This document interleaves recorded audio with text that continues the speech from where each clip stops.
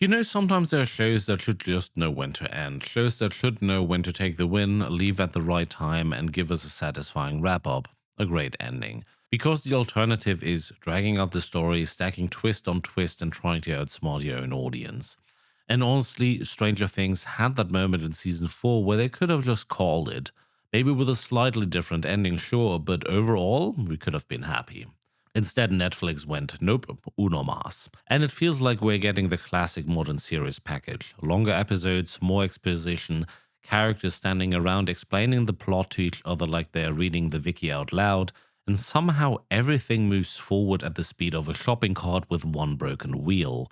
For me, the biggest mistake was how season 4 ended because season 4 had an easy exit ramp. Max could have lived and would be awake, Wagner could have died. Hawkins is still messed up, sure, but it's safe. You do a short epilogue, give us a closure, and roll credits, and the show is over. That's it. Clean closure for something that's been a fun ride. And you know what? Not every story needs to turn into cosmic science projects in the end. But instead, we got this twisty setup where suddenly it's like, oh, actually, the whole thing is basically a wormhole situation, and now there are walls, and there's a bigger structure, and there are more rules, and exotic matter. Oh, and before I forget, somehow Wagner returned. So there are walls now, walls that apparently nobody noticed before. I know it's supernatural, it's expanding, it's changing, but you can only push that so far before it starts feeling like the writers are adding new pieces because they need more content, not because the story demanded it. And that's what's annoying me so much. It's bigger of better. More lore, more rules, more explanations. The Upside Down used to be scary because it was unknown. It was this nightmare reflection of Hawkins, and you didn't need a lecture to understand why it was so dangerous. But once the show leans into wormhole rules, structures, and pseudoscience explanations, it stops feeling like horror and starts feeling like I'm going to university again. And this also makes Vecna a problem. He's supposed to be the final villain, but the more you keep him around through twists and survival setups, the less threatening he becomes. At some point, it feels like the show is preserving him because it needs a centerpiece, not because it's the best storytelling choice. And once your villain stops feeling unstoppable, you need the human side of the conflict to carry the tension. That's where the military comes in, and honestly, it doesn't help the show. It's hard to take the stakes seriously when the military keeps repeating the same mistakes and walking into the same supernatural trap with the confidence of people who apparently never read their own after-action reports. Like, guys, you've done this before, several times. A government response can only work as tension if it feels competent enough to be dangerous or realistic enough to be scary. Here it often feels like neither, which turns high stakes into background noise. When the villain is on loop, the humans are on loop, you start feeling the runtime. That's why season 5 starts feeling recycled. More nostalgic drops, more dramatic slow walks, more long dialogues when they really should be walking towards safety. More Kate Bush. I mean, I love the song, genuinely, but we've heard it quite a lot by now. And the most frustrating part is, I like the characters. I liked seeing them grow up since season 1. I like joining them on that mysterious journey.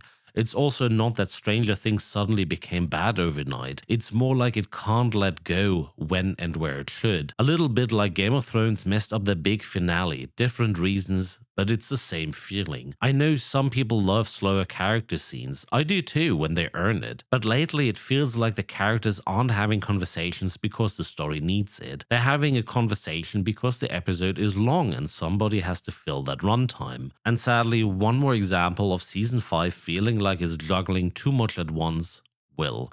His arc has always been there in the background, but now it feels like the show suddenly wants it front and center. Now, one quick point before someone clips one sentence out of context and we are suddenly having the wrong conversation. This isn't me being mad about someone coming out. For me, it's absolutely fine. I'm saying this purely from a story perspective. Why highlight a character lane this late in the series, especially in what feels like a final stretch moment? If it matters, build it earlier so it feels earned. If it doesn't, don't suddenly frame it like a major focus, especially in a final season that's already juggling with a lot of stuff. Because when you introduce or underline something right at the finish line, it can feel less like development and more like the show is checking a box. And honestly, Will doesn't deserve that treatment. He deserves an arc that feels planned and not squeezed in. I don't hate Stranger Things. I wouldn't even be making this video if I didn't care.